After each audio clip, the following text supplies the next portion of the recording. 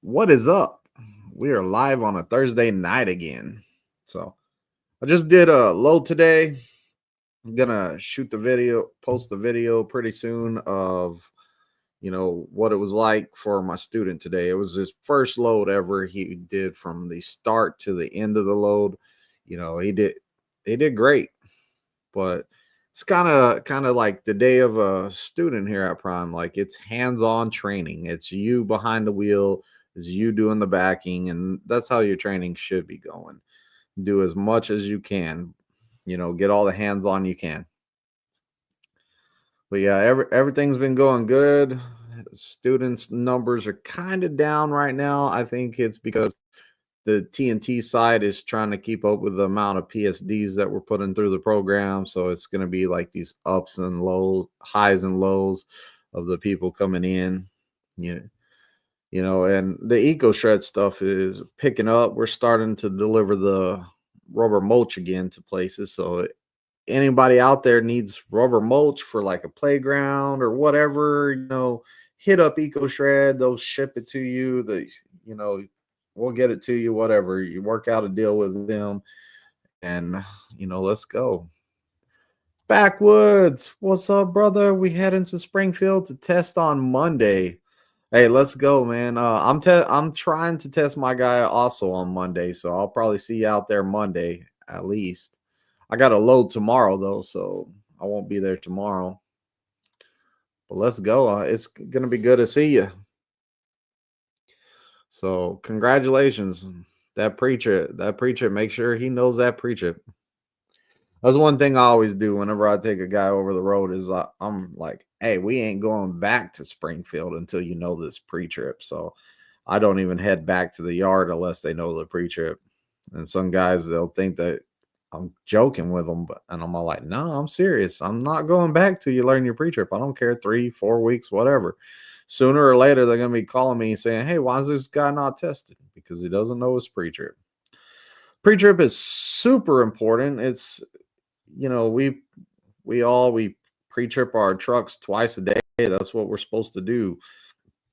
And I don't even know why it is so difficult just to do it. Like, sometimes it takes a miracle to get somebody to be able to pass that pre-trip part of that test. And right now, the pre-trips, from what I understand, most of the fails on the test are due to pre-trip right now. So that's one of the biggest spots that students are lacking whenever they go take their test.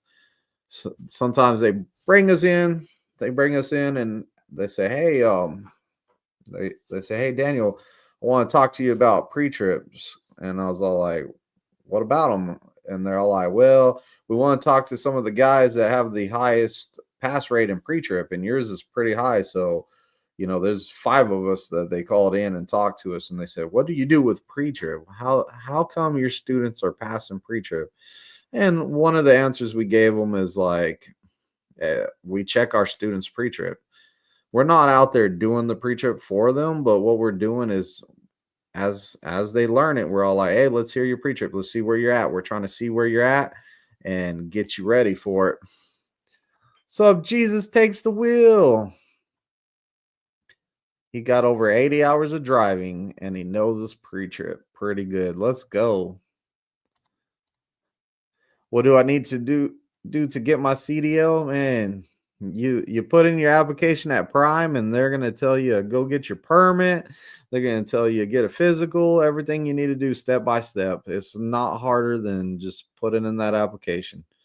So you put in that application, that gets the ball rolling, and then you get with that recruiter, and that recruiter's going to just start telling you all the steps that you need.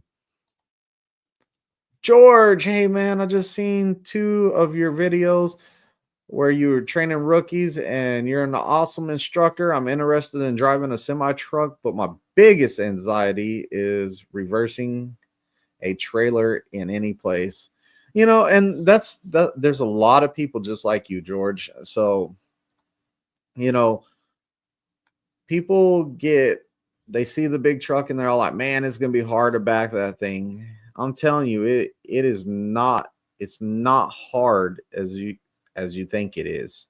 A lot of the times, I tell my students, hey, whenever it's time to pull up, that's where you need to listen. And like people are always more nervous about backing up.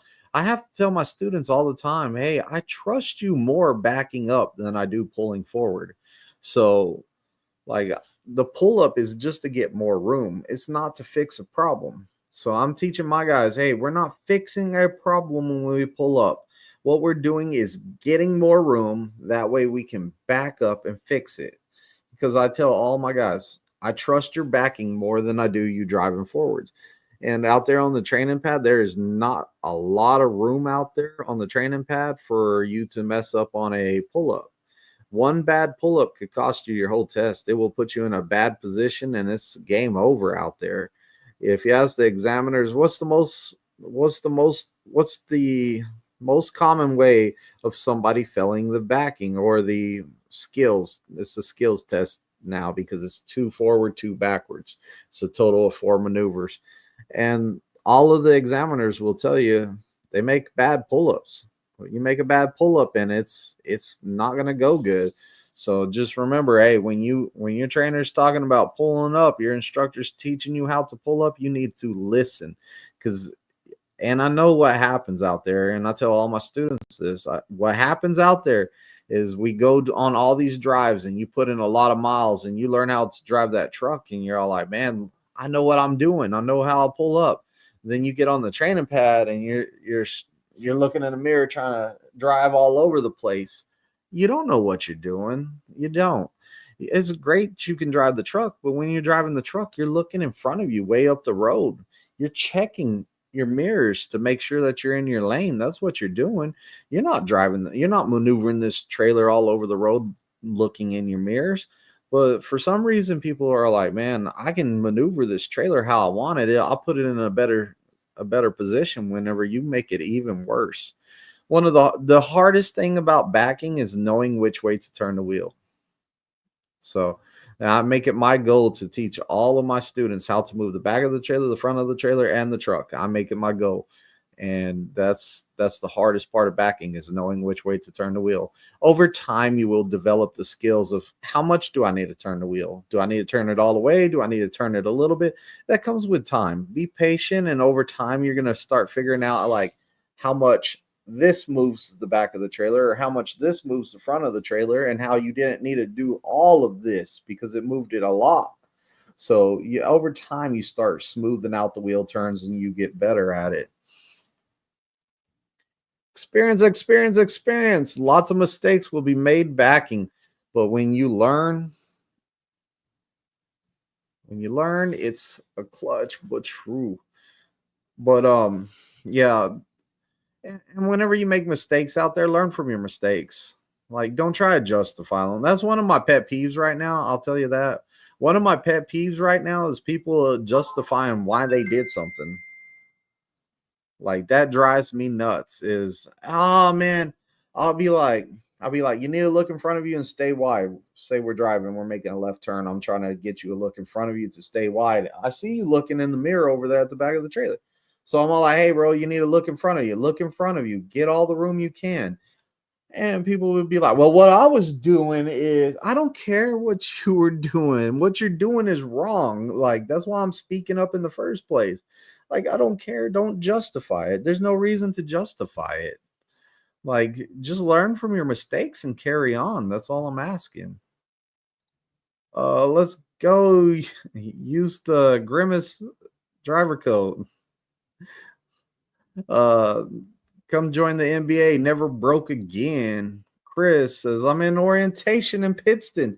Looking forward to getting cleared tomorrow and getting TNT started. So excited. Oh, yeah, that's a nice terminal over there. I like that terminal. I really do. I enjoy training over there. In my opinion, that's my favorite terminal right there. Even in training, just at the truck stops, just watch and learn from others' mistakes, see what not to do.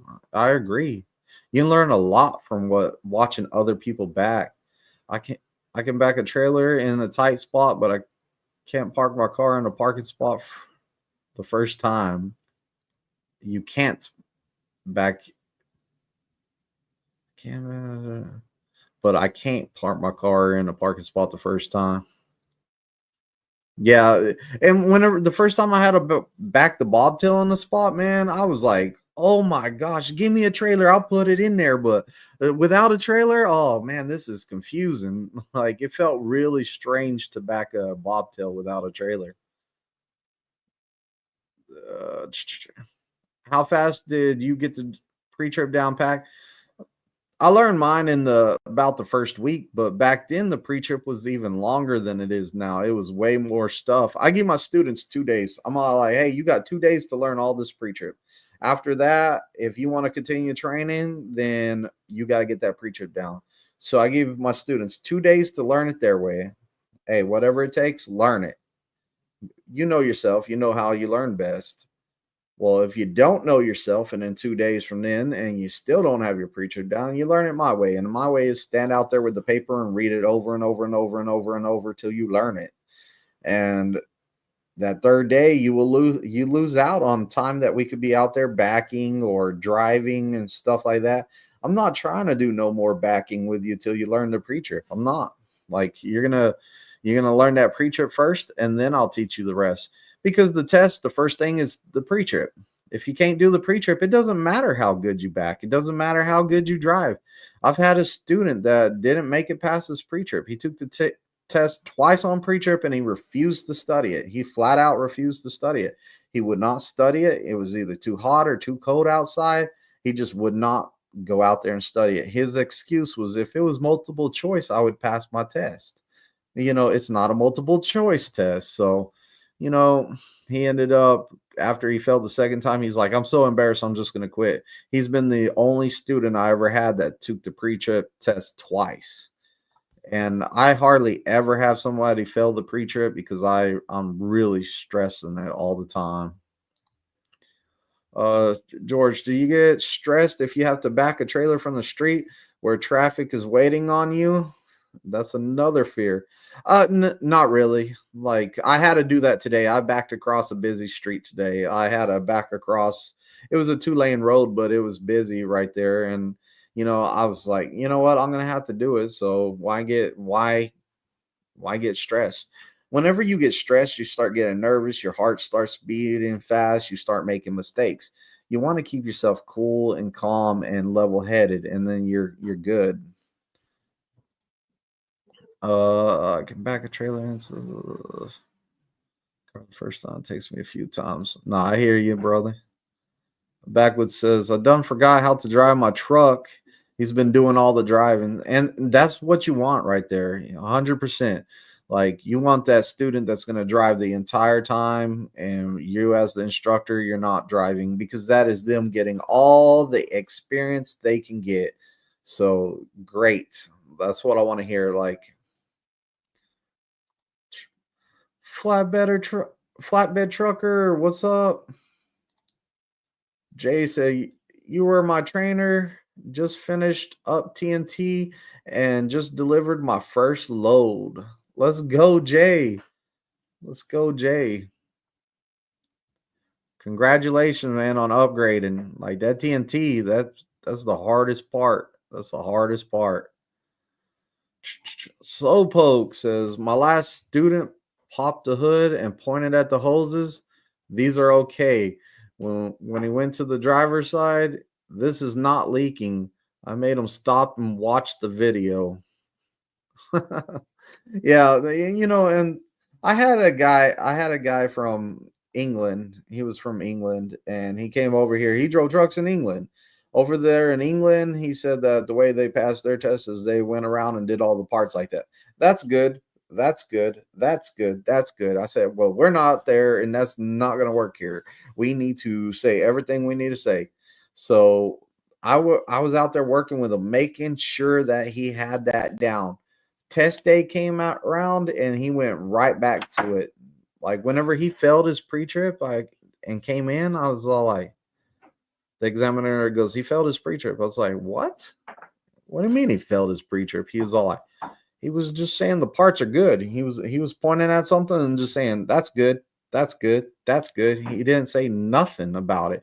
And, and this pre-trip is important because if you can teach the examiner, and I tell my students to look at the examiner like he's a student that doesn't know nothing about trucking. You're going to teach him what the part is. So you're going to name the part. You're going to tell him what you're looking for that could be wrong with it. Like, we'll say the general side hoses. General size hose, passenger side general hoses is what I'm trying to say. General side, I keep saying general side. Passenger side general hoses. There we go. You point at them, you touch them, you're all like, this is them. They're probably mounted secure, not cracked, bent, or broken, and they're not leaking for either end. So you're pretty much teaching them, hey, this is them. They're not leaking at both ends. They're probably mounted and secured. They're not cracked, bent, or broken. So you're saying that what you're saying is look for any indications that they're worn or they're messed up or something's wrong with them. You're checking them to make sure that they're all safe. And that goes with every part. You're teaching your look at it more of you teaching the examiner how to see if a vehicle is safe. And that's what you're really doing. The examiner's looking at you and listening to you, and he's trying to figure out if you know if your vehicle is safe or not. If you find something wrong on the test on the truck that you're testing on, you need to tell the examiner. Like my truck's kind of finicky sometimes with the ABS. Sometimes the ABS light just loves to come on and stay on. And whenever I'm doing preacher with my students, I'm trying to catch a day that it just stays on. After you move my truck and drive it for a while, like 100 feet or so, the ABS light, or like 20 feet, 25 feet, you drive it for a little while, ABS light goes off and there's no problems with it. But sometimes it just stays on. So I like to get the truck on those days that it's just staying on, and I'm all like, all right, we're do a pre-trip. And I'm looking for my students say the ABS light came on and it stayed on. So something's wrong with the ABS. That's what I'm looking for. A lot of times they're just like, ABS light on the dash in the trailer came on and went off. So I let them go through the whole pre-trip. I say, you missed the ABS lights. And they're all like, what? And I was like, look, it's still on. It's on the dash. It's your job to check this stuff. Like, you're really checking to make sure my truck is safe before you drive it. I'm just chilling in New York, waiting to unload tomorrow and then back to the Midwest. Let's go. It's supposed to be nice the next couple of days here. So what would be the hardest part of the test? Pre-trip? Yes. Pre-trip is pre-trip is the hardest part because you like some people come with like no experience, don't know nothing about a truck, doesn't are not mechanically inclined, and they just have a hard time with it. Then you have people that know their stuff and they come out here and they're all like, I can just look at it and tell you it's good. No, you came for your test, buddy. You gotta tell me what you're checking it for. Like, I have to know that you know what you're checking it for. You have to say it. So, it's if you put in a lot of work on that pre-trip though, you're not gonna have no problems with it. It's not hard to do. But if you don't, then it's gonna be hard to do. Each of my students that I train, every student I ever train, I look at it like this. If they're bad at the pre-trip, they're gonna be great at driving and backing. If they're good at the pre-trip, then they're probably gonna be bad at backing or driving. It's very rare do you get a student that's just good at all of it. It's very rare you get a guy that's good at pre-trip, good at driving, good at backing. And whenever you do get that guy, that's very rare, then that guy wants trucking so bad that he's like, I'm going to do everything it takes to get my CDL and I want to make this money. So, Saturday evening, I might be in town. Nah, I won't be around Saturday evening. I got stuff to do. I got a busy weekend this weekend. I'll be there Monday. I'll be there all day Monday because I'm trying to test my guy out on Monday. I don't know, slow, slowpoke. Just hit me up. Hit me up this weekend, man. Just hit me up whenever you're in town. If if I'm able to come out and you know, go hang out or something, I will. No sushi for oh man, sushi, man. I got a great sushi spot too. I love where I go for sushi. And to me, it's the best in town. And it's I went to so for my wife and my anniversary, we went out to this other place. It was like a really nice restaurant sushi place, and I still like my place better. Especially whenever I got the bill, I was like, I like my place better. Trucker Steve says, as an examiner, I knew in about 15 minutes if the student was going to pass pre-trip. They taught very clear and slow, confident, and knowledge of what they were inspecting. Yeah, exactly. And that's what I tell. Like sometimes I get in there and my students all like, "You make me nervous," and I was all like, "I don't. I'm not making you nervous, dude. I'm not making you nervous. I'm sitting here just listening to your awful pre-trip. Like, how am I making you nervous? I'm just like where you're messing up. I'm telling you, hey, that's not gonna work for your test. So like, don't blame it on me. Like blame it on you not knowing this stuff. So I'll have guys they'll blame it on everything. They'll be like, "You make me nervous. I just have an off day today." All kinds of stuff. But the facts are that they just don't know the pre-trip. A couple days later, they study that stuff. They study that stuff, and then boom, they can do a great pre-trip. You're all like, "What? What happened to me making you nervous?" You know, it's kind of like you can tell who hasn't been out there actually hands-on studying too, because whenever you take somebody on a drive and they're picking it up what you're putting out, you're all like, hey man, you need to look in this mirror, and they start getting better at that. You need to do this, they start doing better at that, and you can see that they're doing better with hands-on. Then you get back and you're all like, hey man, you did great with the hands-on experience, so get your hands on that pre-trip.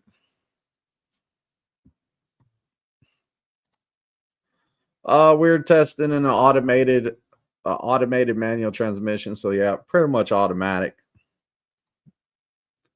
The manuals are pretty much phased out at Prime. I don't even remember the last time I seen a manual out there at Prime. It's been so long. About a month ago, I was in Montana at my company's yard, and a brand new student called me out on the blind side back. So the person teaching him said, okay, whoever can do it in less than 3 pull-ups wins $50. And you won. Let's go. Yeah. You know, as long as you do stuff safe, like I don't care. Like back it in. If you can turn around to the driver's side, cool. If you can't and you have to blindside it in there, as long as you get it in there, like I don't care. Pull up 5 times, pull up 6 times, use 20 get out and looks. Whatever you need to do, it was all fun. Yeah, I'm sure it was all in fun. But whatever you need to do, as long as you do it safely, then it doesn't matter. Like you got it in there, like boom, you didn't hit nothing. Like that's what counts at the end of the day. So I try not to look at other people like how they're backing in and stuff and being like, "Oh man, that dude's horrible." Because at the end of the day, did he hit anything whenever he got it in there? No. Did he come really close? Yeah. Stuff like that. I try not to because we were all there. We were all there one day. We all made mistakes and we all learned from them. Today we were I was showing my student how we get out and look. So I got my student's first load was today. I got a video I'm putting out, but his first load was today, and I had him do 3 get out and looks. So he knew like, hey, I can back up more. Let's back up more, and then we'll see what the trailer did. Get out, like look again, back up. How far can you back up? Like 8 feet, 5 feet. Let's back up some. We'll get out, look again, see what's happening. I think it's very important to teach your students how to get out and look. Paul says, "What's going on, Twisted? I got my bus ticket and I'm leaving Sunday morning for Springfield. Orientation starting on Monday. Let's go. Congratulations, Paul." Patrick says, "I will be coming to Prime on Monday." Hey, Patrick, meet Paul. Paul, meet Patrick. Y'all will probably meet each other in class. Uh, Flatbed Trucker says, "I don't care how long it takes someone to back up, just don't hit me or anyone else." Yeah, exactly. Exactly. And I'll tell you what, like whenever you're getting out to look, so when you're new and you're having problems backing in, and I'm not talking about anyone in particularly, but when you're new and you're backing into a spot, there's going to be a lot of truckers out there, and they're going to be watching you back in and stuff, and they're watching you. If you get out and look and you're doing it safely, you get back in your truck, you go look again, you get back in your truck, you back up some more, go look again. 9 times out of 10, the other truck drivers are going to be like, "Hey, man, I'll be your get out and look. Like, I'll be back here watching for you. So you just get in the truck and do it. And if I tell you stop and you're too close to somebody, then you need to pull up. So they'll help you out as long as you're doing it safe. If you're just sitting in that truck and you're struggling and doing all this stuff and not getting out and look, they're gonna be like, "I'm not gonna help that guy. He don't want to help himself." I might try to get my CDL then. What's the best? Get it through a school or apply for a company where they can help you get your CDL. Uh, that's up to you, man. Do your research, find out what works best for you. I will tell you, I'm at Prime Inc. and we have a school here, and I think that it's the best way to go about it. But it depends on what you want to do with your CDL, really. So figure out what you want to do, like do some research. There's some big advantages of going to a mega carrier, and there's some big advantages of going to a trucking school. I would not even mess with a trucking school unless they had like a job lined up for me. I always say that because we get people that came from driving schools that they are not very good. They are not very good. And that's because the driving school's like, "Hey, we're going to get you your CDL." And that's the goal, get you a CDL. Well, unfortunately, whenever you go to a school that just gets you a CDL, you're not getting really good training. You're getting something that's going to pass.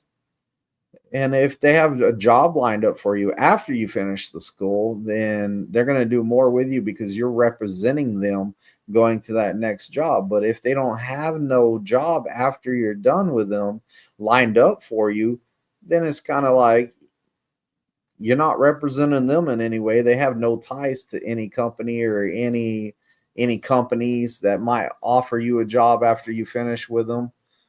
And it's really hard to get a trucking job with no experience. So you get a CDL, you have no experience. That's another reason I would have to make sure that I had one that was going to line me up somewhere where I get experience. Like at these mega carriers like Prime, you come out here, it's a 1 year contract. That's cool because guess what? I need at least 2 years of experience to hit the good jobs. So why not go sign a 1 year contract and I'm going to stick it out for 2 years because now guess what? I got enough experience. I can work wherever I want. I'm going to get the good paying jobs. I'm not going to get the bad paying jobs. Familiar prime videos on pre-trip and inspection. You will be a step ahead of your class when you're on the pad. Exactly. I've needed help backing up, and I have been driving for a long time. Yeah, I've needed help backing up. Like I've been there. Like some of these eco shred loads I do, they're in tight areas. It's a tight backing, and like sometimes I'll be like, "Hey, stand right there. You stand right there, and if I'm gonna hit this side, let me know." And I'll have the other guy stand over there, and I'll be like, "Look, hey, if I'm getting close, tell me to stop. That's all I need." So like I'll start backing in. I'll still get out and look. I'll jump out sometimes, go look, and then jump back in. And I'll be like, hey, I'm getting close over here. So if I get any closer than that, let me know. Like, be like, stop. So, it's still like, even to this day, like, it's still nice to have an extra set of eyes out there. Paul says, so the grain hauling division at Prime, do y'all have y'all's own hopper trailers? Is that a year round thing? I don't know too much about the grain hauling. I know that they have their own trailers, and I know that they have contracts. Prime has contracts with different companies, and that they're going back and forth, but I don't know if it's seasonal. I don't know how it works. I'm pretty sure it's year round since they have contracts, but I'm not sure because I really haven't talked to anybody that's in the hopper division. CDL is free at Prime as long as you stay a year. See, I don't I it's kind of free but kind of not, because that's a year of my life. So like, I try to stay away from it. It's free at Prime as long a year of my life. That's what it's costing. It's paid for with a year of my life. TNT is great if you have no experience. You get to see a lot more situations, and your trainer is there to coach you. Yes, 100%.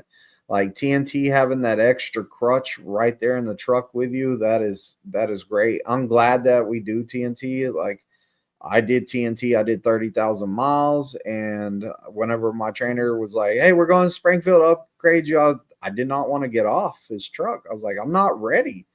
But I was ready, and he was right. I just, I was like, oh, now I got to go by myself.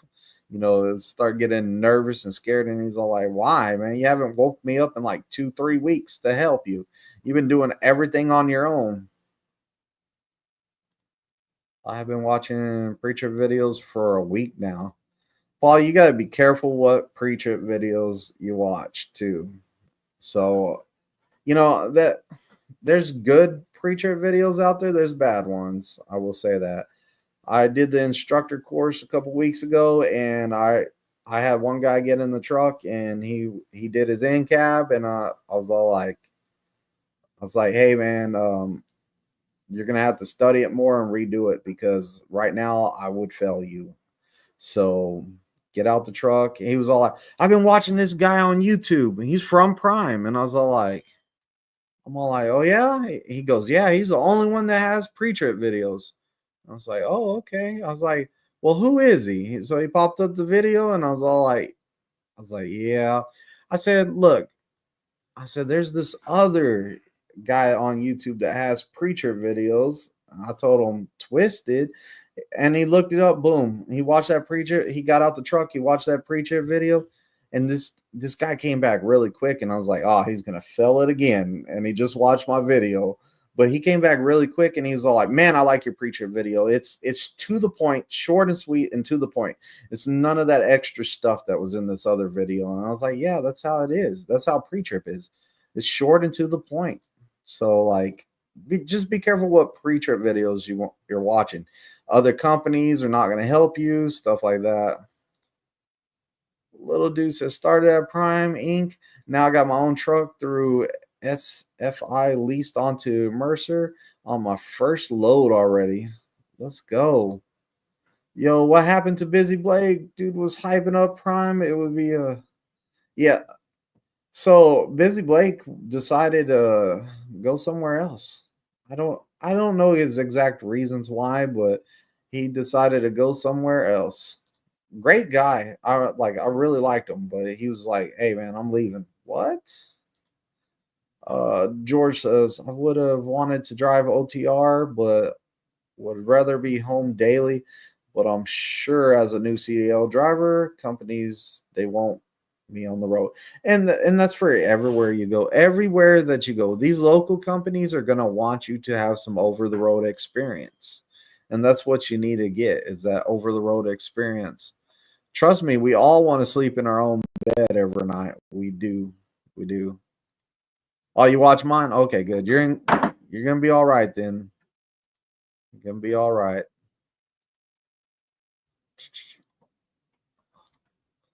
Uh, I had a buddy doing TNT hopper. It's fairly limited since it's a small division, so you have to do lease or owner op, from my understanding. I talked to one guy. I have talked to one guy that was doing those loads, and he was lease. I talked to one guy, and he was all like, "Look, it's not great. Like it wasn't great for him." He was all like, "It's not great." I figured that they were more company spots. I'm kind of surprised that they won't owner ops and lease, because whenever I was talking to the guy and I was all like, "Man, for how about for a company driver? Are you getting miles like back and forth? How many miles is that adding up to?" And he was like, "For a company guy, it would be fine because you're getting mileage pay, so you're getting like about 400 miles a day." And I was like, "Shoot, that's not bad. I like 400 miles a day. Like, you know, that's perfect for me." He's like 3 to 4. I was like, so I'm kind of surprised that it's lease. But like I said, I don't know much about it. And I trust Jay. So Jay would be, he has a friend that does it, so he's talked to somebody too. And it is a smaller fleet. I agree with that. Small division. So I don't know. I don't even know how hard it is to get onto that. Like intermodal modal was pretty easy to get onto because they were hiring people for a long time and still are. They were hiring you straight up. Well, you're coming to Prime straight up. We want you intermodal division, and you will be like in a day cab, and we need you in this area, like Chicago, different places like that. And they were bringing in people just real quick to start doing that stuff. So I know the intermodal was doing great. I seen one of those guys at the beginning of the year. And I keep on telling my guys that come in that are intermodal, I'm all like, "Hey, once you start getting onto that intermodal stuff, like hit me up. I have questions. Like I want to know some stuff about it." So I wanted to know like kind of what it was like being intermodal and being like, are you home for just a 10-hour break and then boom back to the truck, or is it like, you know, you have to be there at like 3 in the morning to a certain time, or how's it work? So I was just curious. What do you think about the ELDT course new drivers have to take since the year 2021? If I'm not mistaken. It's just electronic logs. So like we're on electronic logs now. We're all on electronic logs, and I never really. The only time I had to use paper logs is whenever my truck was my Qualcomm quit working or it was messed up, so I had to use them. Other than that, I ran the ELDs the whole time. The electronic logs, I haven't ever really had a problem with it. I kind of like it because your company can't be like, "Hey, go ahead and do this next load," even though I know you haven't had no sleep. Like the logs will be like, "No, can't drive. He's out of time." Like, nope, can't do it. So I think that it's good, and it's good to have that regulation because people do need rest, and I feel like some people, if they didn't have electronic logs, they would be, outlaw truckers. Would you happen to know about leasing a Kenworth? Last time I heard anything about the Kenworths, they were talking about the in the safety meeting about, what was it, like 3, 4 weeks ago? They were talking about people being able to order a Kenworth, but it was limited. So like if you wanted a Kenworth, keep on asking and keep in touch with Success, and whenever they have them available, you could get into one. The payment per week on a Kenworth, I don't know. So, Poke, you know what the payment is on a Kenworth for a lease? About. My buddy got his CDL the same time I got mine. He got hired by an equipment rental place, but only makes $25 an hour. I know if you get OTR experience, you'll have better chance getting a local gig. Yes, 100%. And I looked into it. My first year, I was like, I'm gonna go out here and I'm gonna do this for a year, and I'm coming home. I'm going back to Texas, and I'm going to quit Prime and all this. Well, whenever I started looking at the local jobs, a year, I started calling places, and I had a connection right across the street from me that delivered for one of these food companies right there, one of the stores right there in Lubbock, Texas, where I was from. It was called Lano Foods or Lano Logistics, whatever it was called.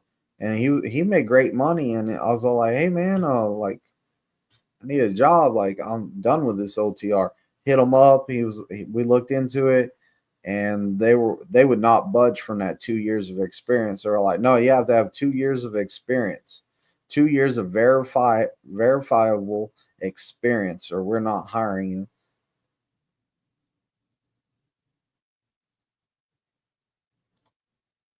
Uh, Safety man, and they didn't. Yeah, no, I don't know about payments either.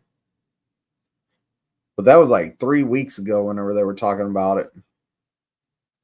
Backwood says the Kenworth price is 1,268 a week. How much is a Freightliner Cascadia payment a week? I just want to see the difference. Anybody know that? Slowpoke. So this is stuff I don't know because I'm not lease. I'm company. Like I'm just curious.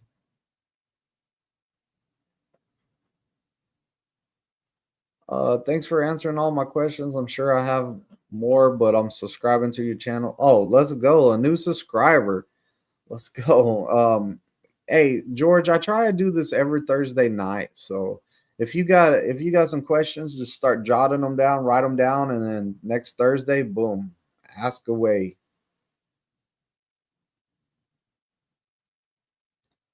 I have another buddy that works for Aldi, makes good money after he left Prime. Okay. So 1230 a week versus 1268 a week. So it's not much of a different price. Does that include the Qualcomm and the does that include the Qualcomm APU and everything? Oh, your payment is 1250. Still same area. So lease is 3 or 4 years. The ones we're talking about are 3 year leases, I believe. Whenever you lease to buy, you can do a 3 or 4 year lease on it. Because I was there when my buddy was ordering his truck. It's just the payment. Full rent is about 1,400. I like that. So man, like just think about that. Like 1,400 just goes straight to just your truck payment, not including, and that's a week. That's a week. What is that, like a month? Let's see. What is that, a year? There's 52 weeks in a year times 1,400. You paying 72,800 a year on a truck. That's crazy. That's crazy. So a 3 year lease, we'll say, times three. By the end of your lease, you're paying $218,400 for the end of it.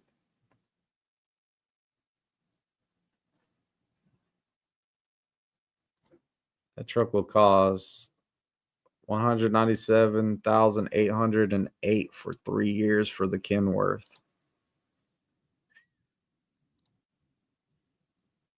I hear they're fixing to go up, but I don't know. Yeah, they go up all the time. I'm telling you. Whenever I started at Prime, I think they were saying that it was going to be like 1,100 or something like that a week to lease a truck, and it's just been going up from there. And I'm talking about 1,100 all your costs. I'm not talking about just the truck payment. Still made 96K last year with the slow start in February and March. Is that so like 96K? That's after your truck, after your fuel, after your taxes, after everything? Is that what you're saying?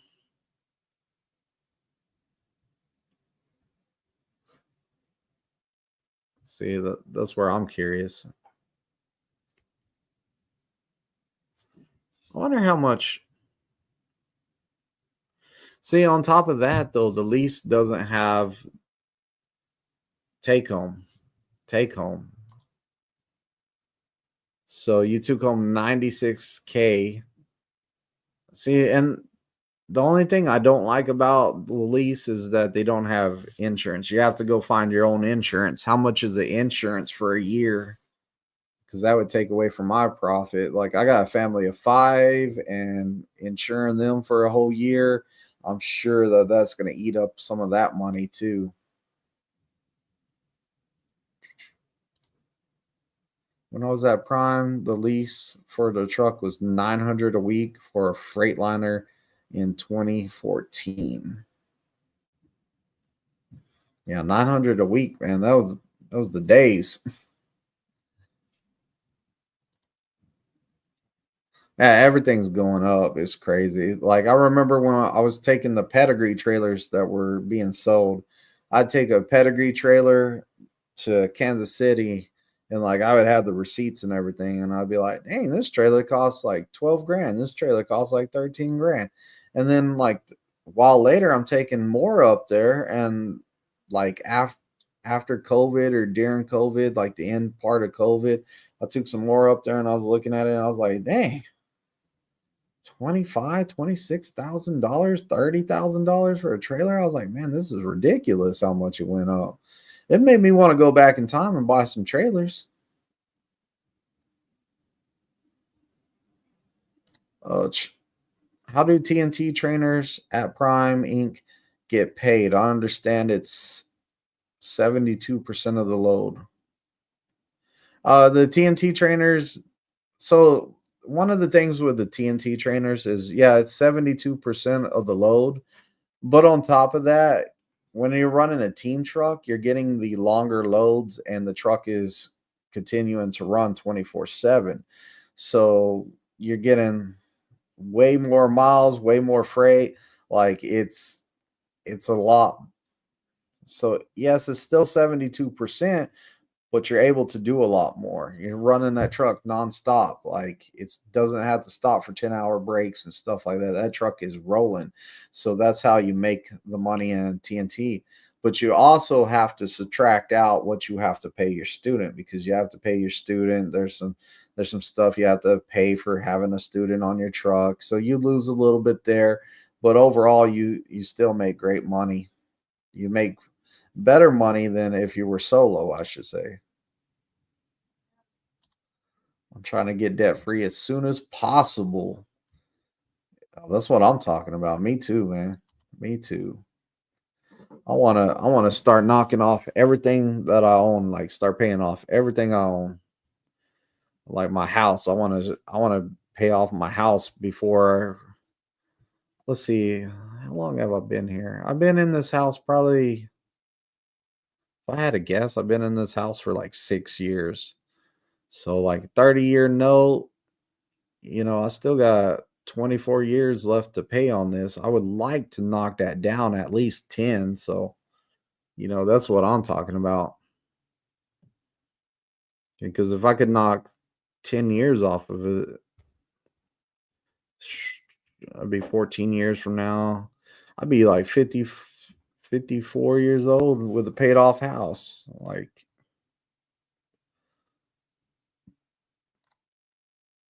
I need a tanker endorsement to go to Prime. You do. You'll need to get the tanker endorsement. Some states though will not let you get the tanker endorsement till after you pass your test. So remember that. If you're in one of those states, then your recruiter's going to have you come here. You're going to pass your test and everything, and then you're going to get that tanker endorsement. My gross average was 8K a week as a TNT trainer. So yeah, TNT training, there's pretty good money in it. There is good money in it. You got to be with everything in trucking, you have to be vicious with it. You have to go out there and get it. Like it's Slowpoke makes 8K made 8K a week as a TNT trainer. But we were all like in a group chat for a while when Slowpoke came out. We were in a group chat and we were all helping him. We were learning stuff from him too. Like we were all helping each other out. We had a great community going, and we like he learned a lot from everybody, I'm sure. And he was one of those people. Slowpoke is one of those guys that he will listen to everything. He will take all the advice he can and try to make it work for him. And that's how he's so successful right now. Is like he's out there, he's running, he's a runner, he's getting his loads there on time, he's proven himself time and time again.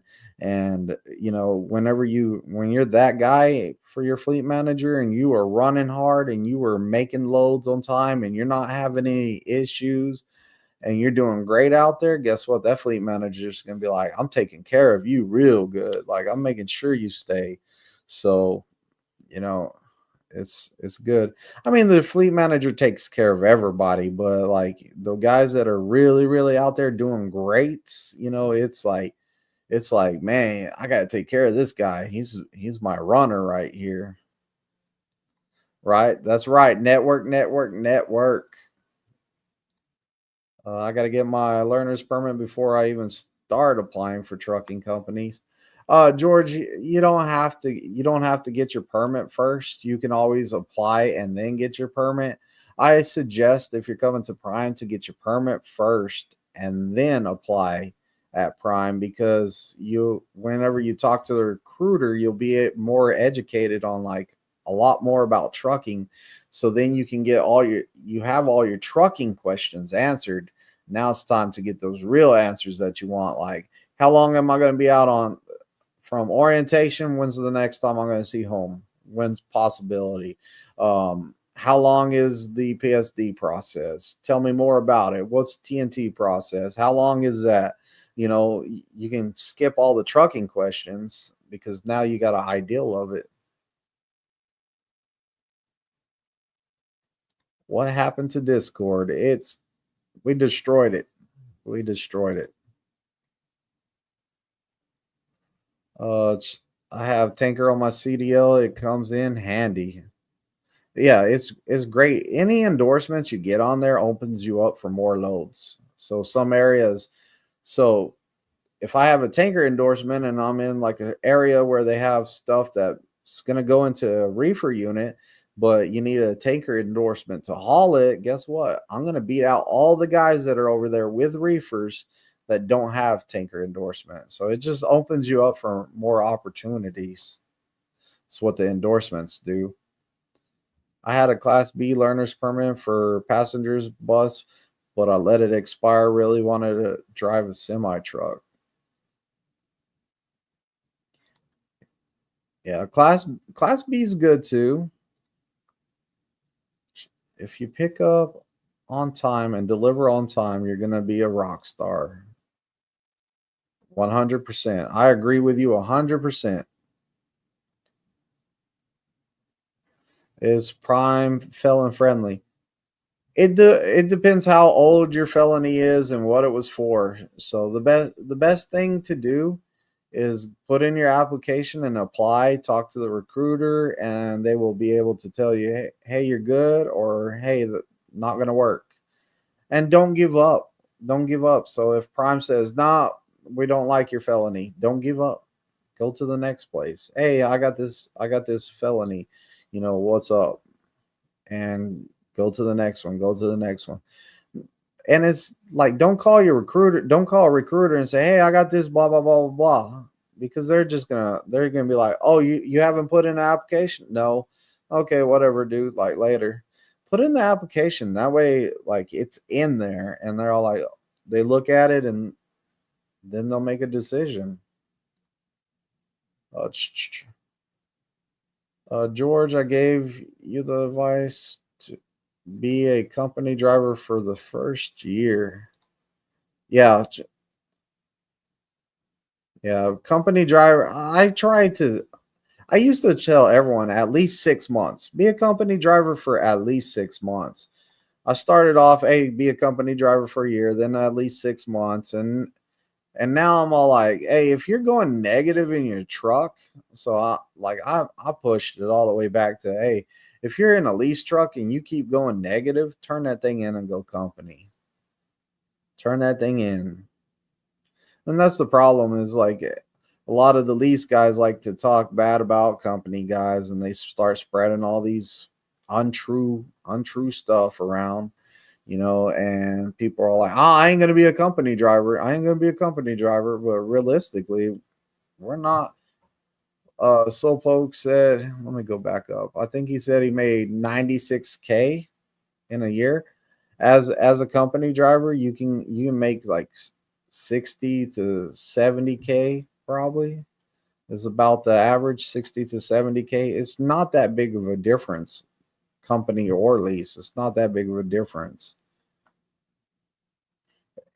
But you got to understand also that Slowpoke, he's a runner and he works hard for his money. Like he doesn't play around. I know the guy. He does not play around. He works hard for his money.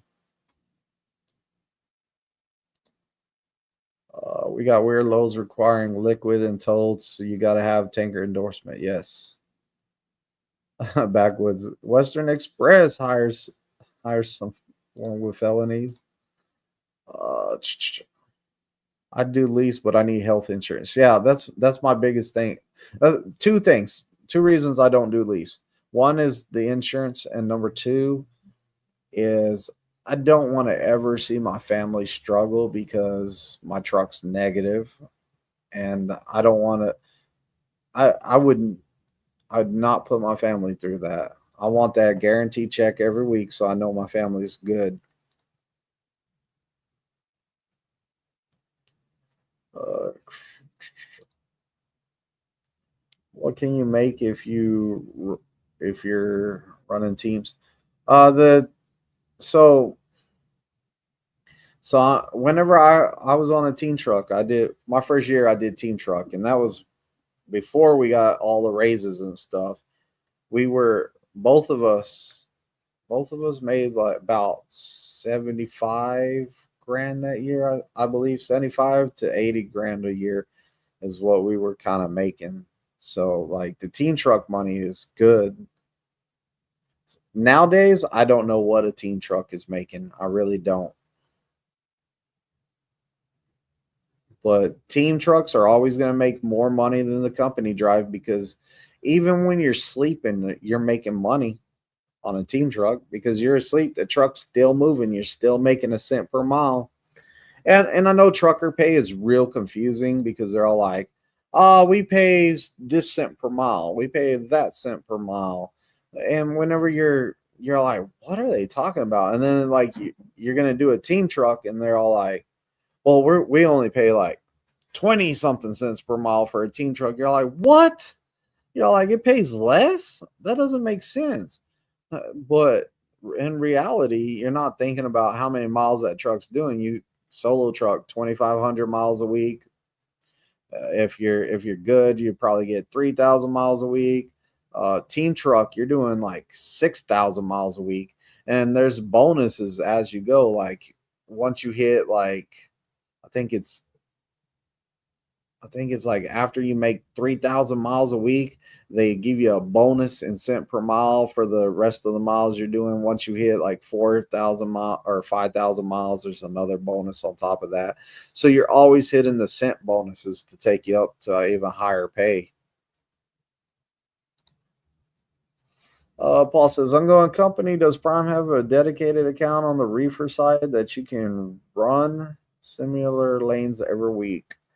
Our dedicated stuff is far and in between. Like, so you just got to ask your fleet manager if you're looking for some dedicated stuff. And if it's in a certain area, then it's even harder. Like if you just ask your fleet manager, I want a dedicated, like where I'm here to there every day, like it's a lot better than just, hey, I live in this area. I want a dedicated route in this area because there might not be one. So, oh, thanks. I'll watch the preacher videos for sure. I just came off home time, told the family, see you 4th of July, 15 weeks out. Yeah, see, Slowpoke don't play around. He stays out. It's a long time. But yeah, it is what it is. It's real confusing on pay. It is. And that's some of the questions I get asked the most is, what's the pay like? What's the pay like? And I'm all like, it's hard for us to tell you because each one of us runs differently. Like you take Slowpoke over here, he's doing great. He's happy. You can put him up against like one of these other guys that is all like, oh, I'm gonna refuse loads. If it's going to Maine, I ain't going. If it's going over the Rockies, I ain't going. If it's going too far south, I ain't going. They put themselves in these boxes, and they're all like, I'm not taking any loads over that. Like I'm only going from here to here. They box themselves in, and their loads are not the same as somebody that wants to run hard because you refuse a load, there might not be another load in that area till the next day, maybe. So you just messed yourself up with a whole day you could have been running and stuff. So it's really hard for somebody to give out like, hey, this is how much you make. This is like even for me, I can't give out my pay because the thing is, somebody will be like, "Oh, you're a company driver and you make that much? Like, oh, sign me up."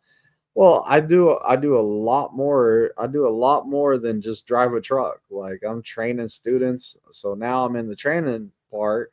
You can't even get to my level until you had 2 years. You can't train somebody with a permit until you have 2 years of experience.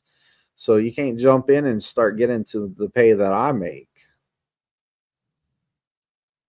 So pay is a real difficult thing to do on here. Christopher says, I'm having a hard time finding the place to do it. My DOT physical. Can Prime assist with the DOT process? Yeah, Prime will send you to the place that you need to go in your area. So once you apply, they're going to tell you get your permit. They're going to tell you the places that you can go and get your physical. And from my understanding, is Prime's paying for your physical, so it'll be free for you. Flatbed Trucker says, when I started driving in 2014, I was making 25 cents per mile. Now it makes 65 cents per mile. Flatbed. I started with a van. Yeah, it's always changing. Like right now, I'm looking for another raise in pay, like the cent per mile. I'm looking for another cent per mile. So you can choose to go regional, like surrounding states, in a company or over the road. You can try. You can try. You can tell your fleet manager, hey, this is what I'm looking for. And if he has something, he has something. If they don't have nothing, then they don't have nothing. Teams get paid all miles. Best I had was 11,500 Portland to Seattle. That was rough. Yo, bro, what's up, Mike? Yeah, look for a contra. How, I can't ever say that word, but yeah, look for the locations right there.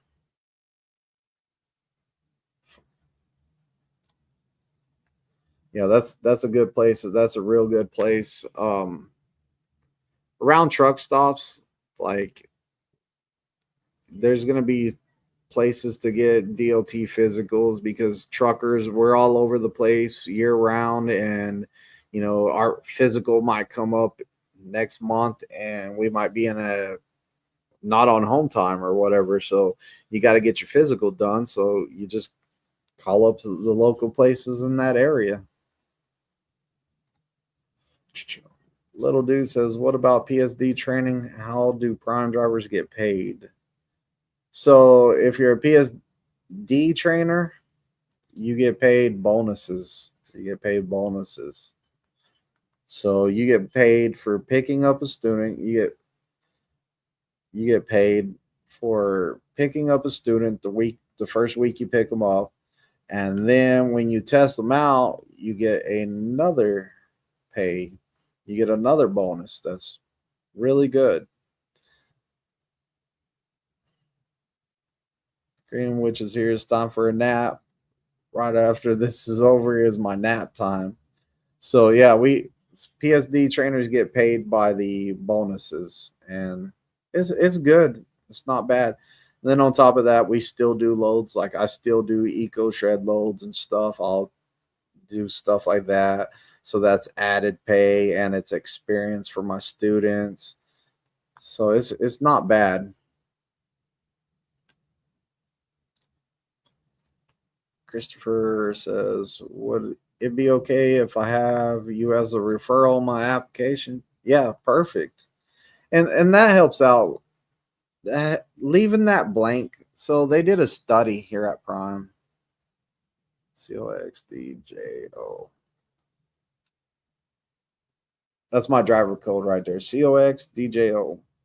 But they did a study here at Prime, and the people that had a driver code on their application, a referral, somebody referring them, they were, I think they said 80% more likely to make it a year at Prime. So they were more likely to make it.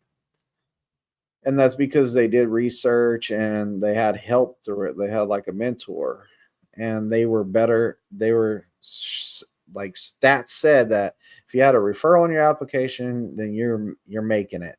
So what happens is when you put your referral in the application and you don't leave it blank and you put something in there, whoever it is, like Sopoke put his driver code in here earlier. But if you put somebody's driver code on there, then you're more likely to stay. So what the recruiters kind of do is referral codes go to the top of the list. Like they're all like, let's get these guys with the referral codes in here first. So they go to the top of the list because you're more likely to stay because you did research. You've done research to see what you're getting into. You might know somebody that told you about Prime and told you about like what you were going to experience and stuff like that. So you understand a lot more than just a random person that put in an application that has nothing on there. How long does Prime give you after they hire you to take and pass the learner's permit before you can start? So Prime doesn't even actually hire you until you get your CDL. So as for like, so Prime won't even hire you till after you got your CDL. So even whenever you come here and do the PSD part to get with your permit to get your actual CDL, take the test, get the test scores to get your CDL, you're not hired until you pass the test. So because they only hire CDL holders, like they only hire people with CDL. So if you have a permit, you can't be hired. Come to Salt Lake City. That's not my favorite terminal. Trucker B is a so I don't know Trucker B, so I'm not gonna read that, but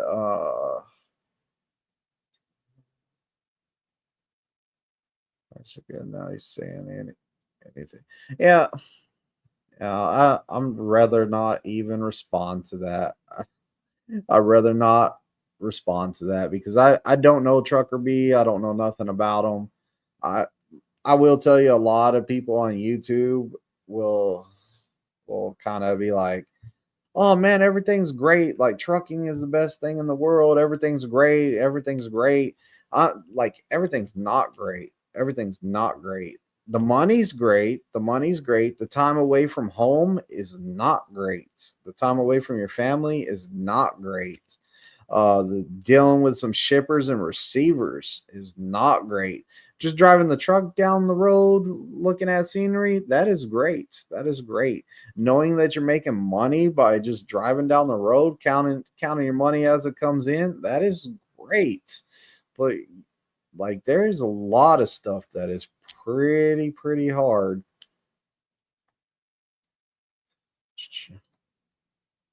What does PSD stand for? Prime student driver.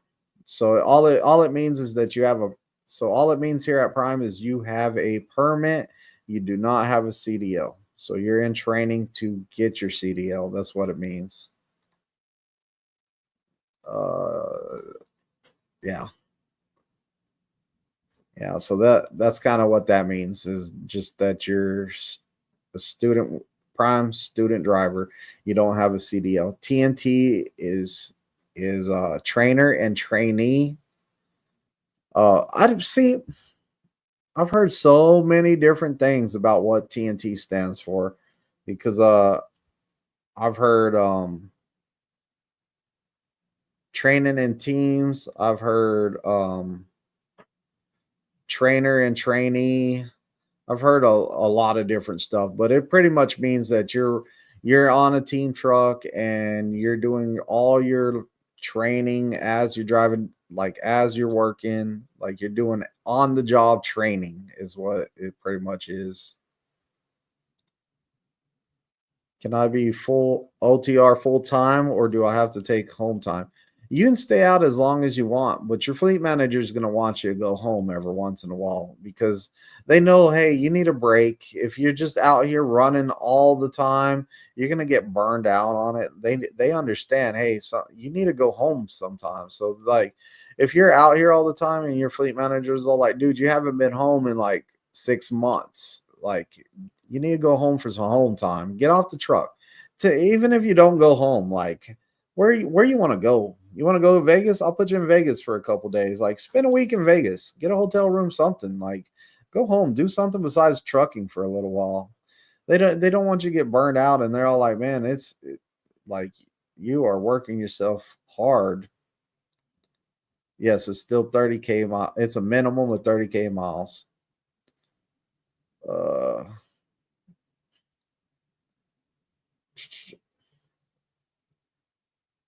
Trucker in training. You see, yeah, so what if you have a CDL but no experience, no longer than 6 months out of school? It just depends. Like some people, my student I got right now, he's a CDL holder. He went through a school back in a couple months ago. So he went to school a couple months ago, has zero experience. And then I've heard people trying to come to Prime with a CDL, and their recruiters like, nah, you need 6 months of experience somewhere. Go get it. So I guess it just depends where you're at, whatever. I always say put in your application, get the yes or no answer from the recruiter because stuff changes.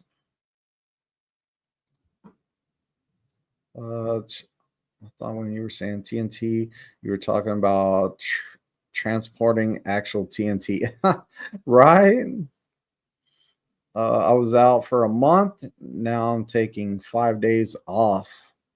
Hey, enjoy your 5 days off. Yeah, she's at Landstar.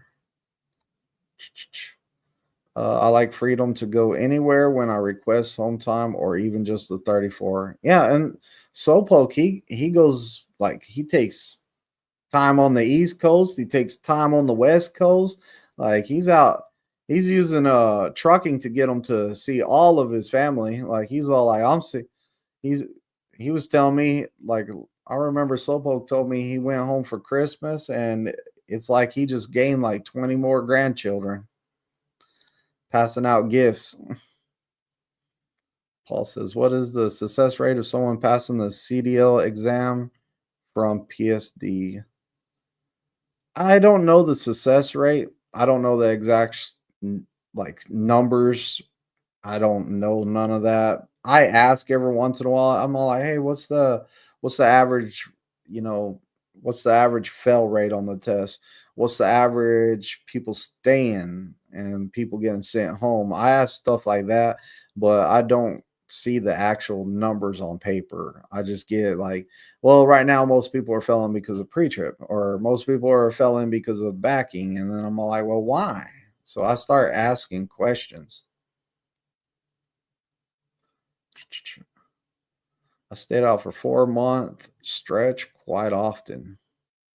Yeah, we know you do, Greenwich. Greenwich is another runner. He works hard. Greenwich is all like, man, I'm ready to slow it down. But his fleet manager's like, man, this dude runs. Let's give him more freight. What happened to a flatbed trucker? He's still around. Oh, this flatbed trucker or Tennessee flatbed trucker? I think you were talking about Tennessee. He's still around. He's still doing his thing.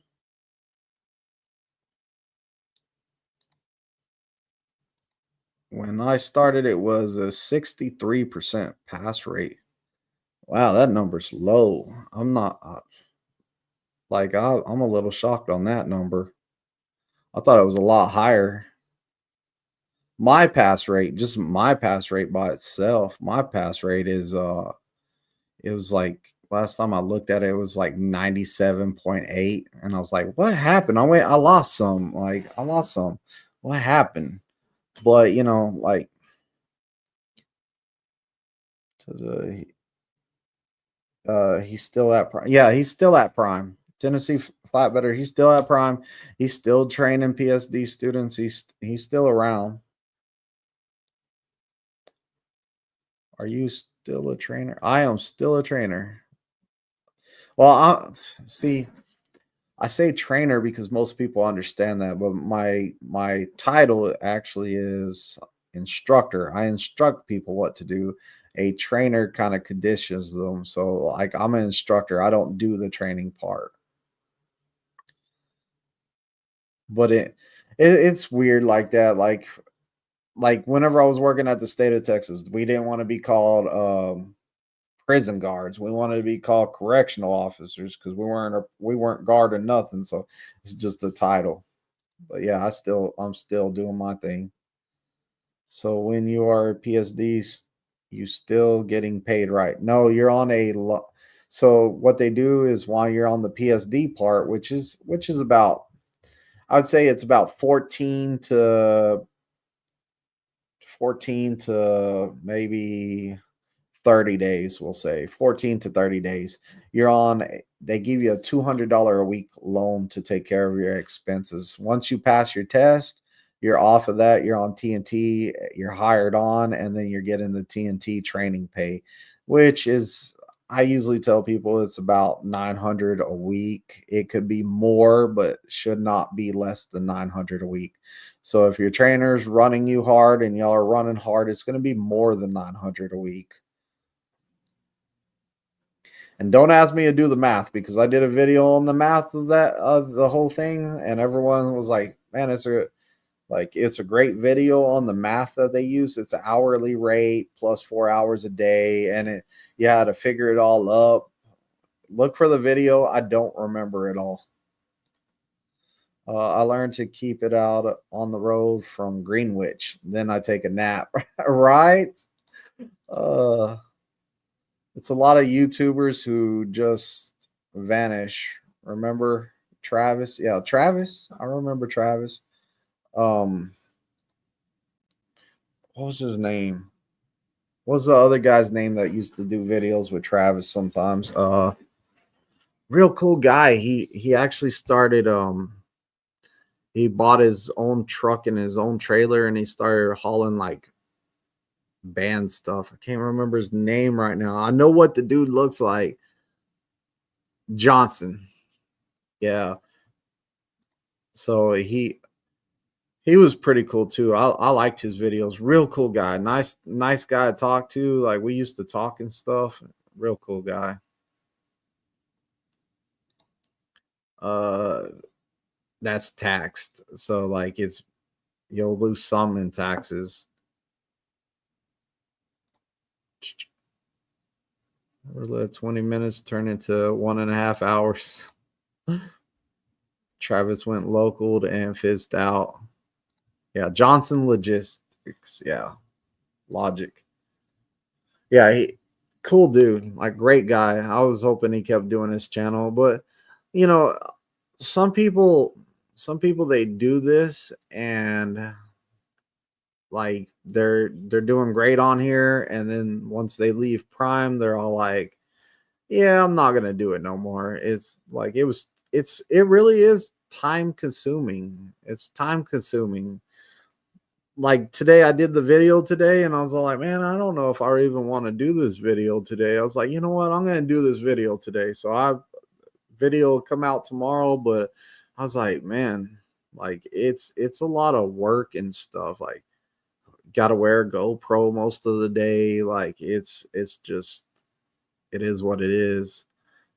And then I'm sure some companies you go to, they're like, "Hey, we don't want videos. We don't want videos on our trucks. We don't want this. We don't want our logos shown. We don't want you to tell people who you work for. We don't want it like we don't want our customers on any videos, stuff like that, and they can't do videos."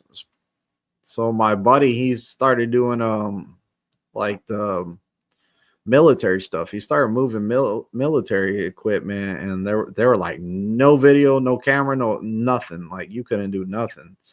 So he's all like, "Well, I was gonna start a YouTube channel, but now I'm not. I can't."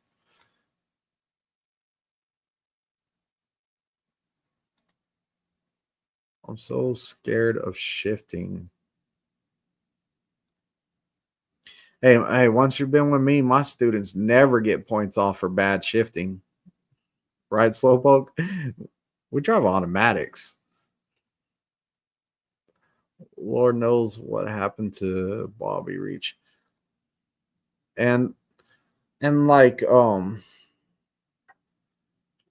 Chad Rich was one of the guys that I watched a lot, and I learned a lot about YouTube from him. Chad Rich, I watched a lot of his videos, and I don't see any more videos from him. He's made, I don't know, like 2 or 3 YouTube channels and built them all the way up and then deleted them and built them all the way up and deleted them.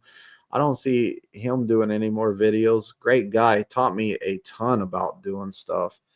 And you know, there's a whole bunch of people like that's why a lot of times people are like, "Have you watched this guy on Prime's YouTube?" Nope, nope, haven't. Because like people just like you invest time watching somebody and then like they leave. Like they go to another company and you're like, "Well, that's the end of that story." And then you're like, "Man, I wonder whatever happened to that person."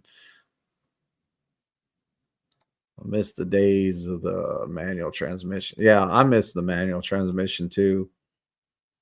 I'm enjoying the automatic though. My Hey, hitting that clutch, I don't miss that, but I enjoy it. I Since I really learned a lot about my manual truck or my automatic truck, I like it a lot better. Nah, JR don't put Junior doesn't put.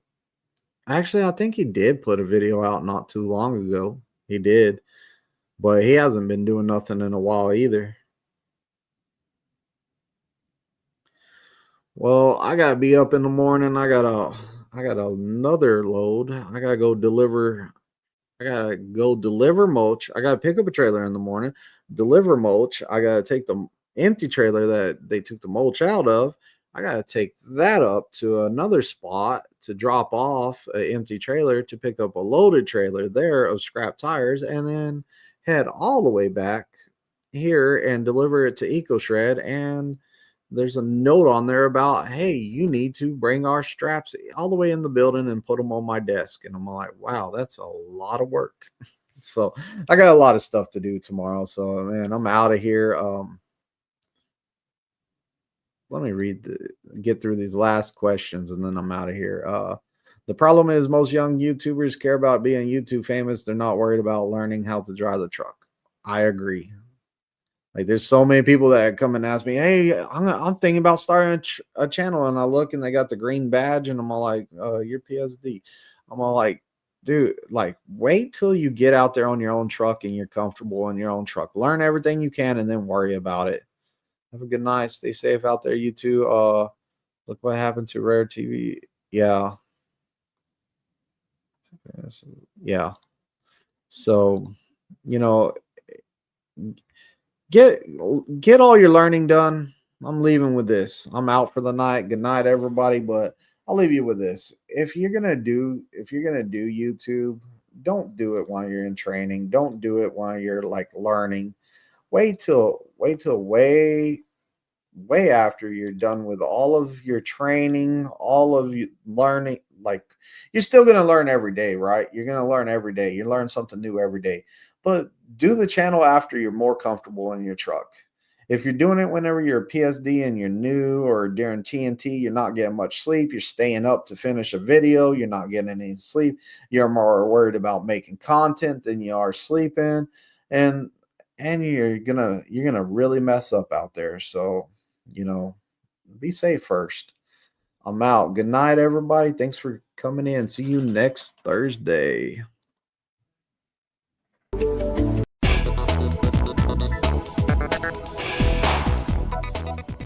Hey everybody, hit that like button, borrow my leg to smash that ding dong bell. Oh, and if you ain't subscribed, go ahead and subscribe too.